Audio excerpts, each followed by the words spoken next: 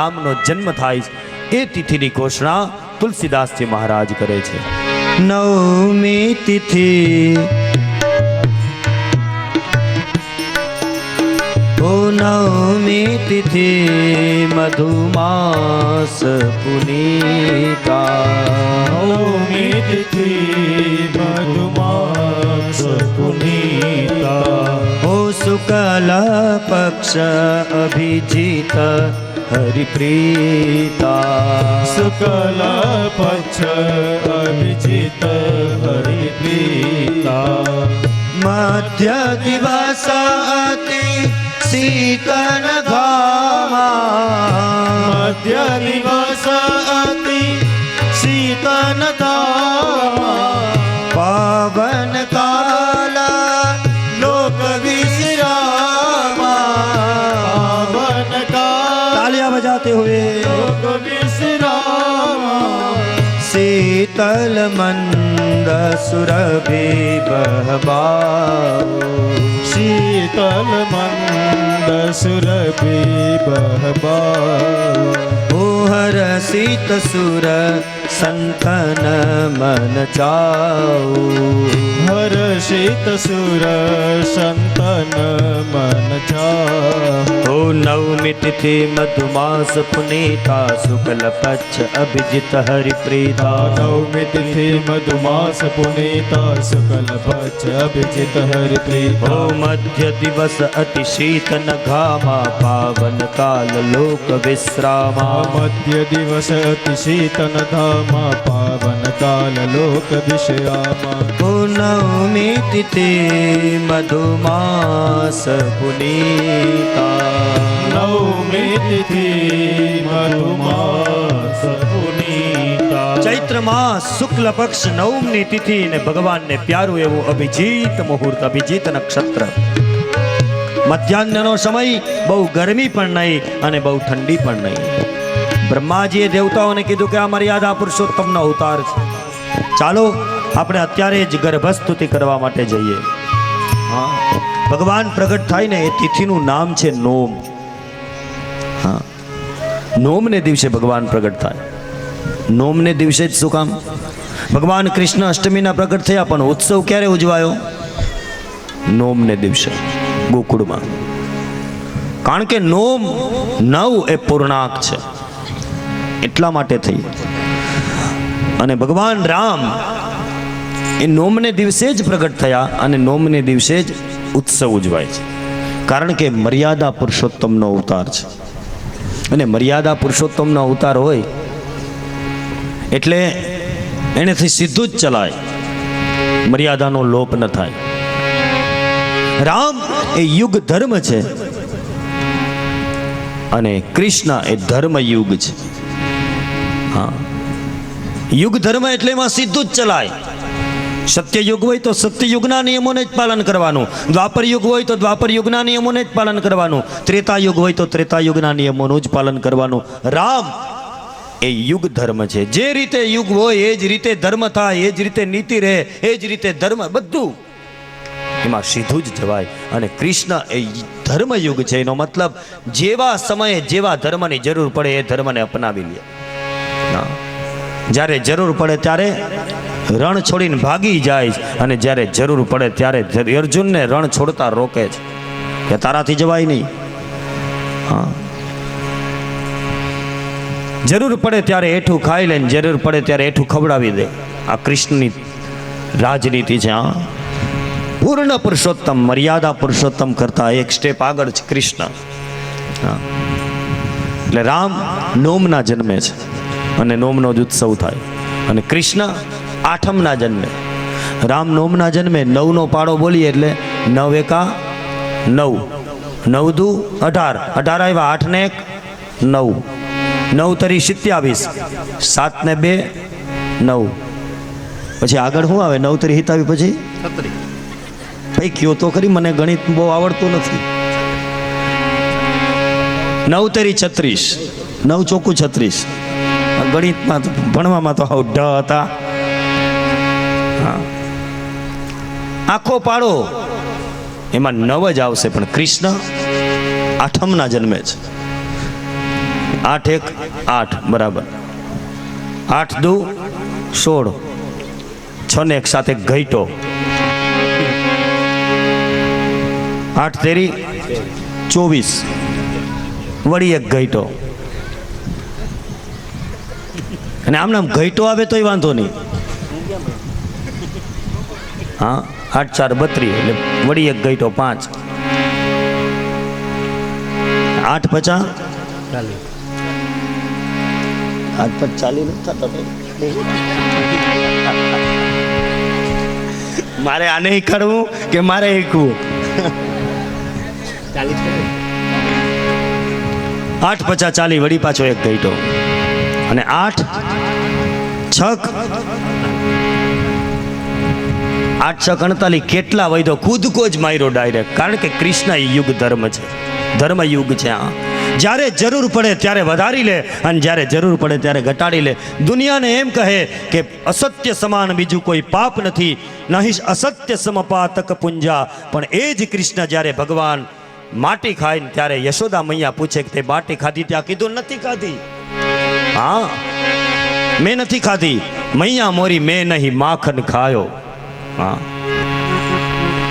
જે સમયે જેવો ધર્મ એ ધર્મ અપનાવે એનું નામ કૃષ્ણ અને મર્યાદા પુરુષોત્તમ ભગવાન રામ એનો જન્મ છે એટલે દેવતાઓ આકાશમાં જ્યારે સ્તુતિ કરવા આવે ત્યારે ગર્ભ સ્તુતિ કરે છે જ્યારે ભગવાનની સ્તુતિ કરવા આવશે ત્યારે આજે જ સાંજે આવવાના છે દેવતાઓ બધા કઈ સ્તુતિ કરે ત્યારે ચર્ચા અત્યારે રામની સ્તુતિ થાય ભગવાનની સ્તુતિ કરવા માટે તમામ દેવતાઓ આકાશની અંદર આવ્યા અને આકાશની અંદર આવીને ચક્કર ચક્કર ફરવા લાગ્યા અને ભગવાનની સ્તુતિ કરે જય જય સુરનાયક જન સુખદાયક પ્રણતપાલ ભગવંતા બોદ્વિજ હિતકારી જય અસુરારી સિંધુ સુતા પ્રિય કંતા હરિ બોલ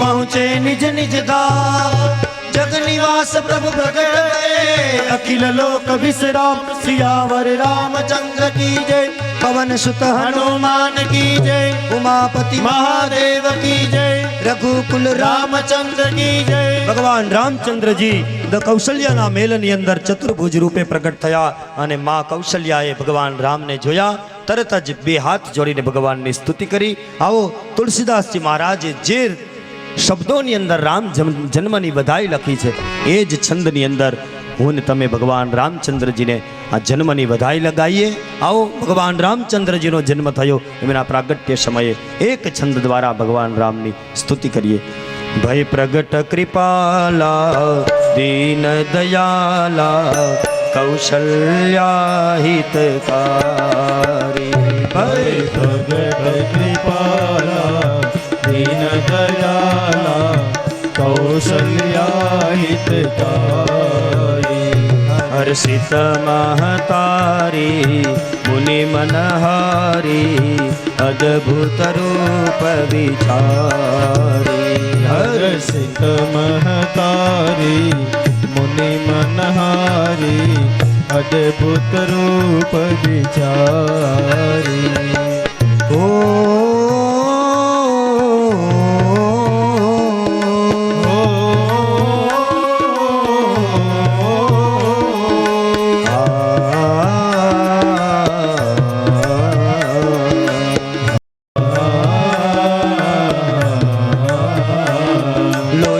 अभिराम तालियों के साथ निज आयुध भुजचारी भूषण बनमाला नयन विशाल शोभा सिंधु करारी भय प्रगट कृपाला दीन दयाला कौशल्या हितकारी हर्षित महतारी मुनि मनहारी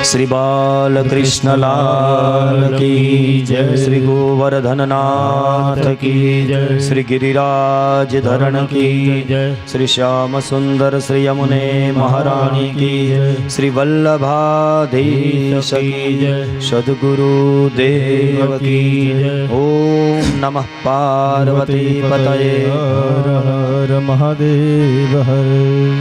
કિરીટભાઈ બંને જણા ભગવાન રામચંદ્રના પ્રાગટ્યની પૂજા કરવા માટે થઈ અને સ્ટેજ ઉપર આવે અને ભોજન પ્રસાદીની સાથે સાથે આજે રામનવમી છે તો કોઈ રામનવમી રહ્યા હોય તો એના માટે ફરાળની પણ વ્યવસ્થા રાખી.